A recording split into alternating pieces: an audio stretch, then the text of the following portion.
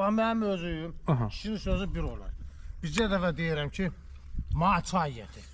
O da deyirlər ki, işim var, durub özüm süzürəm. İkinci dəfə çürmürəm. Məsəl üçün, kişinin gərək ağzının zaftası olur. Elə bir deyirəm ki, mənə yemək gətir. Deyir ki, üstü onu söyləyir, get qızdır ye. İkinci dəfə demərəm. Gedirəm qəşək qızdırırım, bilirəm, hamısı sözü götürürəm. Kişinin sözü bir olar, gərək yumruğumu üstü ola vurasın. Mən neyniyəm, biz nətər eləyək sənə kimi kişi olar? O çətindir, gərək ona stajını ola bir, oxuyasan, nə bilim, bir kurs keçəsən.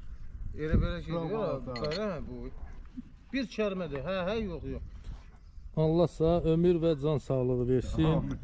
Hə, çox torta meyil göstərməyin də uşaqlar. Çox torta meyil göstərməyin.